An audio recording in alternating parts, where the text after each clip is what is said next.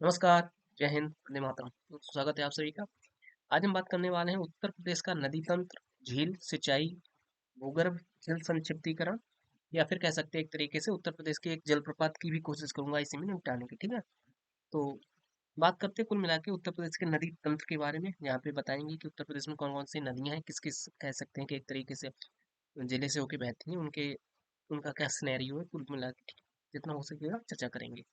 बात करते हैं सरकारी तौर पर उत्तर प्रदेश को नदी बेसिन में, ठीक है? क्वेश्चन सीधा सीधा बनेगा कि उत्तर प्रदेश को बेसिकली कितने नदी घाटियों में बांटा गया है, तो उत्तर प्रदेश को बेसिकली 8 नदी घाटी में बांटा गया है, ठीक है? ठीक। इससे पहले कई एग्जाम्स में ये क्वेश्चन पूछा गया, जैसे कि कृषि से संबंधित किसी उत्तर प्रदेश की कृषि जलवायु क्षेत्रों को कितने भागों में बांटा गया, तो वो 9 थे, ठीक है? इसी तरीके से नदी घाटी की अगर बात करें तो वो 8 हो जाएंगे, ठीक है? जिसमें गंगा, यमुना, रामगंगा, गोमती, घाघरा, गंडक, राप्ती, सोनवा, बेसिन, ठीक है? ध्यान रखेंगे नदियां गंगा यमुना गंगा, रामगंगा, यमुना, ये तो तीन मैन हो ही गई, ठीक है? इसके अलावा लखनऊ जो है गोमती नदी के किनारे है, तो गोमती भी हो जाएगा, ठीक है? इसके आगे अगर आगे चलते हैं तो फिर घाघरा घाघरा को ही आगे जाके मतलब कह सकते हैं कि सरयू नाम पड़ गया, तो वो भी अब चूंकि अयोध्या के किनारे है, तो वो भी एक अलग ही उसकी पहचान हो गई। तो गंगा, रामगंगा, यमुना, गोमती, घाघरा, ठीक है? 5 क्लियर हो गई। इसके बाद आगे अगर चलते हैं, गंडक, राप्ती और सोन। गंडक, राप्ती, सोन। गंडक गंडक एक तरीके से गंगा की ही एक मतलब मान सकते हैं, जैसे हालांकि बिहार में तो गंडक तथा बूढ़ी गंडक बोला जाता है, बट ये भी जाके मतलब एक तरीके से यमुना सॉरी गंगा में ही मिलती है, पर ये नदी अलग है। तो गंगा, राप्ती तथा सोन, गंगा, राप्ती, सोन, ठीक है? तो गंगा, यमुना, रामगंगा, गोमती, घाघरा, गंडक, राप्ती और सोन, ये टोटल कुल मिला के 8 नदी बेसिन है उत्तर प्रदेश की। कन्नौज से वाराणसी तक गंगा सबसे ज्यादा प्रदूषित होती है। ध्यान रखें कन्नौज से के आगे चूंकि कानपुर लग जाता है, और कानपुर से फिर तो मतलब गंदगी स्टार्ट हो ही जाती है। तो कन्नौज के आगे वाराणसी तक गंगा सबसे ज्यादा प्रदूषित होती है, और गंगा में सर्वाधिक बीओडी कानपुर से प्रयागराज तक मिलता है, ठीक है? आगे बात करते हैं, Ganga river basin management and industries centre की स्थापना आईआईटी कानपुर में की गई थी, ठीक है? ध्यान रखेंगे, यानी कि गंगा के जो बेसिन, रिवर गंगा नदी का जो वैली है या बेसिन है, उसका management and industries and studies centre, यानी उसके बारे में पढ़ाई लिखाई का जो संस्थान है, उसकी स्थापना आईआईटी कानपुर में की गई है, ठीक है? ध्यान रखिए चूंकि गंगा कानपुर से ही होके निकलती है, तो कानपुर में ही इसकी स्थापना हो जाएगी, ठीक है? उत्तर प्रदेश में गंगा की लंबाई लगभग 900 किलोमीटर है, जो कि सबसे ज्यादा कह सकते हैं कि हिंदुस्तान में, अगर चूंकि सबसे बड़ी नदी गंगा ही है भारत में, और भारत में भी गंगा का अगर आप वो मेजरमेंट करें कि किस स्टेट में सबसे ज्यादा गंगा दूरी तय करती है, वो उत्तर प्रदेश हो जाएगा, जो कि लगभग 900 किलोमीटर दूरी तय करती है।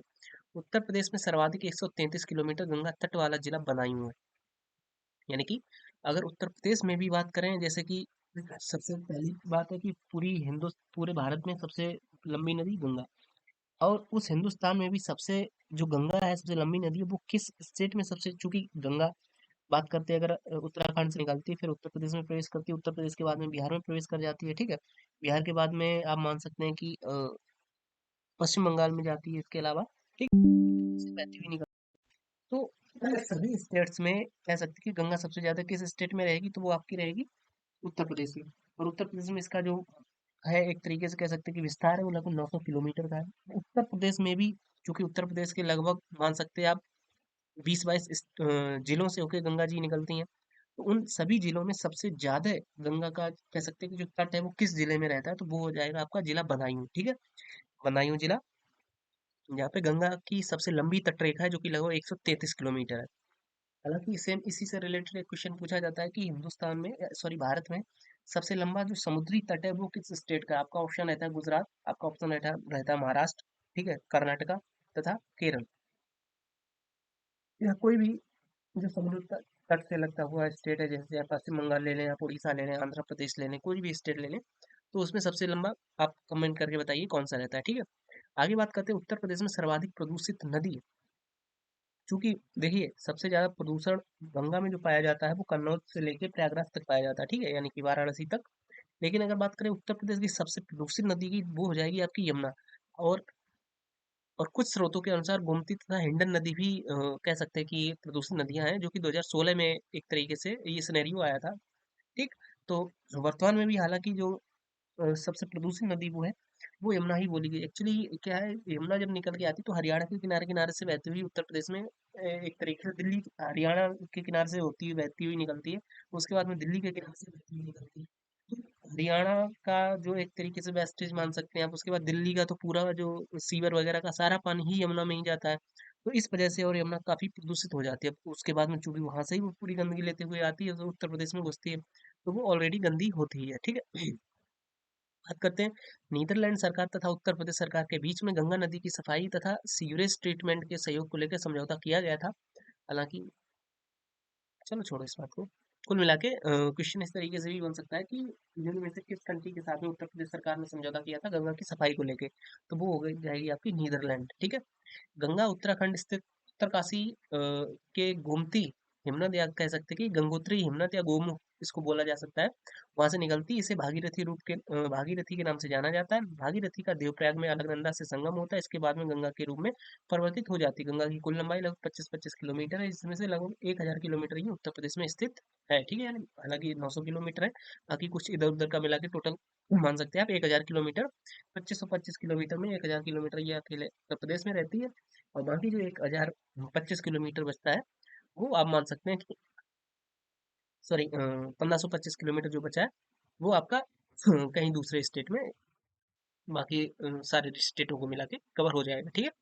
तो ये भारत तथा उत्तर प्रदेश की सबसे लंबी नदी है, बंगाल की खाड़ी में गिरती है। और बात करते हैं अगर मैदानी भाग के बारे में, तो गंगा सर्वप्रथम हरिद्वार में प्रकट होती है मैदान में, ठीक है। और उत्तर प्रदेश में ये बिजनौर से प्रवेश करती है। उत्तर प्रदेश के 28 जिलों में गंगा प्रवाहित होती है, और 28 जिलों में सबसे लंबा जो कोस्टल एरिया है, या कह सकते हैं इसका तटीय क्षेत्र है, वो है आपका उत्तर प्रदेश के बदायूं डिस्ट्रिक्ट का, जो कि लगभग 138 किलोमीटर तक का है, ठीक है। 133 किलोमीटर।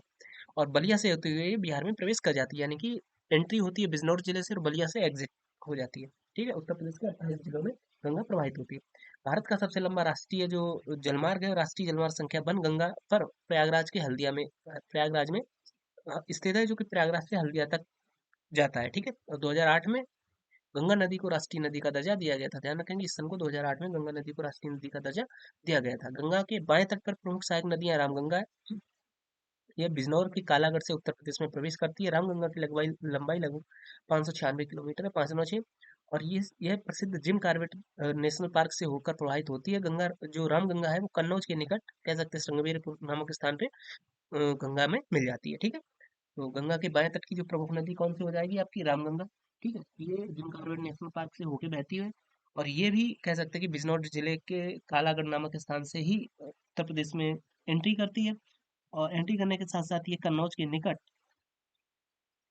संगमेरपुर नामक स्थान पे ये गंगा में मिल जाती है। और इसकी लंबाई अगर की बात करें तो लगभग 596 यानी कि 596 किलोमीटर है, ठीक। अगली बात कर लेते हैं सरयू, और सरयू का ही दूसरा नाम है घाघरा, ठीक है। हालांकि ऑफिशियली नेम इसका घाघरा ही है, पर जो पौराणिक नाम इसका सरयू है, ठीक है।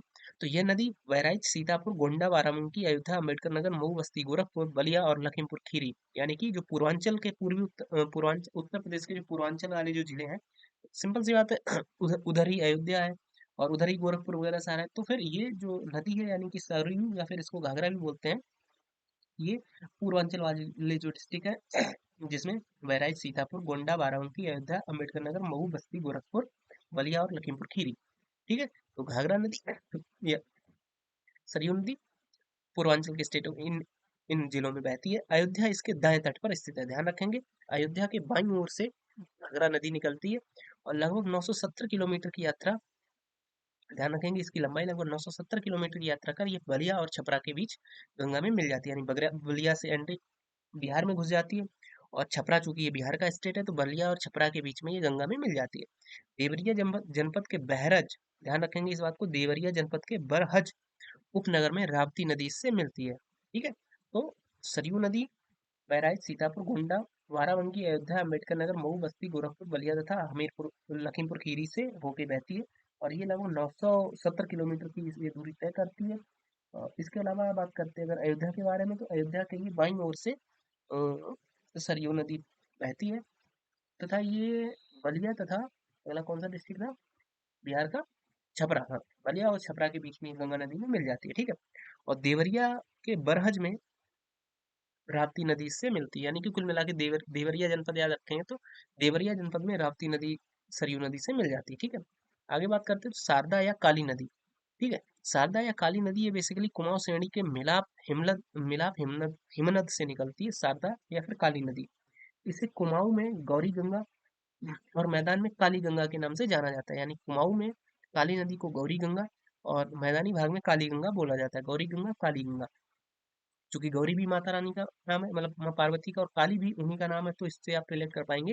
कुमाऊं रीजन में काली नदी को या शारदा नदी को काली गंगा बोला जाता है, सॉरी गौरी गंगा। ठीक है। और मैदानी भाग में उसी नदी को काली गंगा नाम से जाना जाता है। धामी और लीसड़, ध्यान रखेंगे, धामी और लीसड़ इसकी प्रमुख सहायक नदियां हैं। इसकी कुल लंबाई लगभग 350 किलोमीटर है और ये पीलीभीत से उत्तर प्रदेश में प्रवेश करती है तथा सीतापुर के बलराम घाट में ये शारदा या कह सकते सरयू या घाघरा से मिल जाती है। यानी कि पीलीभीत से इसकी कह सकते हैं उत्तर प्रदेश में प्रवेश करती है और सीतापुर के पास में ये सरयू नदी में मिल जाती है। ठीक है। पीलीभीत से एंट्री की किसने, शारदा नदी या फिर काली नदी में, और सीतापुर डिस्ट्रिक्ट में बरहम घाट में ये सरयू नदी से मिल जाती है। ठीक है। आगे बात करते हैं राप्ती नदी। बेसिकली राप्ती नदी का जो पुराना नाम, बेसिकली इसका नाम था इरावती। ध्यान रखेंगे इस बात को कि निम्न में से क्वेश्चन इस तरीके से बन सकता है कि इरावती नाम का वर्तमान में नाम क्या है, या राप्ती नदी का पुराना नाम क्या है। तो राप्ती नदी का पुराना नाम इरावती हो जाएगा। ये नेपाल के रुकुमोट रुकुमकोट, ठीक है, ये नेपाल के रुकुमकोट पर्वत से निकलती है। रुकुमकोट वैली से निकलती है। इसकी लंबाई लगभग 640 किलोमीटर है। रोहिणी और बूढ़ी गंडक इसकी प्रमुख सहायक नदियां, राप्ती की रोहिणी और बूढ़ी गंडक। और यह गोरखपुर, श्रावस्ती, बस्ती, ये है गोरखपुर, श्रावस्ती, बस्ती और बहराइच से होकर बहती है तथा देवरिया जिले के बरहज में ये सरयू से मिल जाती। मैंने हालांकि जब सरयू नदी पढ़ा रहा था तब भी मैंने ये भी ऊपर ही आपको बताया था। और गोरखपुर का सुख कहते हैं राप्ती नदी को। ठीक है, ध्यान रखेंगे जब ये सरयू नदी में मिल जाती है, यहाँ पे ये देखिए देवरिया जनपद के बरहज में राप्ती नदी सरयू नदी से मिल जाती है और फिर इसको गोरखपुर का सुख बोला जाता है। ठीक है, क्योंकि उसके बाद में ये गोरखपुर में बाढ़ ले आ देती है। क्लियर। आगे बात करते हैं चंबल, बेतवा, केन, सोन। उत्तर प्रदेश में प्रवाहित होने वाली कुछ प्रमुख प्रायद्वीपीय नदियां हैं, चूंकि ये दक्षिणी उत्तर प्रदेश से निकलती हैं। चंबल हो, बेतवा हो, केन हो, सोन हो। ठीक। और चंबल नदी मालवा का जो पठार है, यानी कि जो मध्य प्रदेश का हिस्सा है, इस स्थित यहाँ पे स्थित जो जना पाव पहाड़ी है, यहाँ से निकलती है। यह नदी उत्तर एवं उत्तर पश्चिम में प्रवाहित होते हुए राजस्थान और मध्य प्रदेश से गुजरती है। ठीक है। उत्तर प्रदेश के इटावा जिले में यह यमुना नदी से मिल जाती है। इसकी कुल लंबाई 1051 किलोमीटर है। राजस्थान, मध्य प्रदेश और उत्तर प्रदेश के मिलन बिंदु के समीप चंबल की लगभग 425 किलोमीटर लंबाई को राष्ट्रीय चंबल नदी या चंबल राष्ट्रीय उद्यान घोषित किया गया है। यानी कि जो चंबल राष्ट्रीय उद्यान है वो बेसिकली राजस्थान, मध्य प्रदेश तथा उत्तर प्रदेश के बॉर्डर पे स्थित है। ठीक है। और इस नदी के बारे में अगर बात करें, इसमें गांधी सागर बांध, राणा प्रताप सागर बांध, जवाहर सागर बांध तथा कोटा चंबल बैराज इस नदी पे बसा हुआ है। ठीक, इस नदी की कुछ कह सकते हैं कि परियोजना है, जिसमें गांधी सागर चंबल नदी पे, राणा प्रताप सागर चंबल नदी पे, जवाहर सागर बांध चंबल नदी पे। तो गांधी और जवाहर एक से आप रिलेट कर लें। अब चूंकि राजस्थान में भी है तो राजस्थान में सबसे फेमस महाराणा प्रताप है, तो महाराणा प्रताप सागर बांध भी चंबल नदी पे हो जाएगा। और कोटा बैराज जो है वो भी चंबल नदी पे बना हुआ है। ठीक है। इसके अलावा चंबल की जो प्रमुख सहायक नदियों के बारे में बात की जाए तो पार्वती, काली सिंध और बनास इस नदी की प्रमुख सहायक नदियां हैं। यानी कि पार्वती, काली सिंध, बनास चंबल नदी की प्रमुख सहायक नदियां हैं। क्लियर। आगे बात करते हैं उत्तर प्रदेश के प्रमुख जलप्रपात के बारे में। इसको देख लेंगे आप। ठीक है। तो चूना दरी प्रपात रावटगंज जो कि सोनभद्र डिस्ट्रिक्ट में स्थित है, से लगभग 37 किलोमीटर दूरी पर स्थित है। यह लखनिया दरी प्रपात के समीप है। लखनिया दरी प्रपात के समीप है कौन सा, चूना दरी की दरी दरी हो गई। चूना दरी जो जलप्रपात है वो सोनभद्र डिस्ट्रिक्ट में स्थित है। और इसके अलावा लखनिया जो दरी प्रपात है वो भी वहीं पे स्थित है। इसके अलावा कुसियारा प्रपात मिर्जापुर से 38 किलोमीटर दूरी पे लालगंज नामक स्थान पे कौन सा, कुसियारा। कुसियारा प्रपात मिर्जापुर से दूर लगभग लालगंज में, मिर्जापुर डिस्ट्रिक्ट मिर्जापुर पड़ेगा। ठीक है।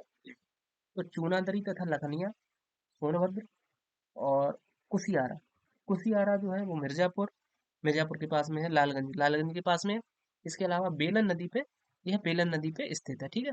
और सिरसी जलप्रपात मिर्जापुर से लगभग 50 किलोमीटर दूरी पर स्थित है। इस प्रपात के पास ही सिरसी बांध मौजूद है। तो सिरसी प्रपात जो मिर्जापुर से लगभग 50 किलोमीटर दूरी पर स्थित है तथा ये सिरसी बांध इसी नदी पे स्थित है। ठीक है। इसके अलावा राजदरी एवं देवदरी प्रपात। राजदरी देवदरी चंदौली जिले में के चकिया क्षेत्र में अंतर्गत चंद्रपुआ वन्यजीव अभयारण्य में स्थित है। राजदरी तथा देवदरी, ठीक है। राजदरी और देवदरी, कई दरी हो गई, जैसे चूना दरी, लखनिया दरी, है ना। राजदरी, देवदरी। की बात करते हैं, देवदरी प्रपात चंद्रपुआ नदी पे स्थित है। सिद्धनाथ दरी प्रपात मिर्जापुर से 14 किलोमीटर दूरी पर स्थित है। इसका नाम बाबा सिद्धनाथ से जुड़ा हुआ है और ये मिर्जापुर में स्थित है। लखनिया प्रपात चुनार से 30 किलोमीटर दूर स्थित है, लखनिया, ठीक है। और फूखा प्रपात सोनभद्र जिले में की बेलन नदी पे स्थित है। टाड़ा प्रपात मिर्जापुर शहर के से 14 किलोमीटर दक्षिण में स्थित है, टाड़ा। टाड़ा, इस प्रपात के पास टाड़ा बांध भी स्थित है, जो कि विंध्य प्रपात मिर्जापुर से लगभग 15 किलोमीटर दूरी पर स्थित है। हालांकि मैंने आपको बता दिया, पर इससे क्वेश्चन नहीं पूछे जाते। आप बस इन नदियों को याद रखें, नदियों से ही क्वेश्चन बनते हैं मोस्टली, ठीक है। तो आई होप आपको क्लियर हुआ होगा उत्तर प्रदेश का नदी तंत्र, ठीक है। अगले वीडियो में हम बात करने वाले हैं उत्तर प्रदेश की सिंचाई व्यवस्था के बारे में। तो जुड़े रहिए हमारे साथ, मिलते हैं आपसे नए वीडियो। बाय बाय, जय हिंद, वंदे मातरम।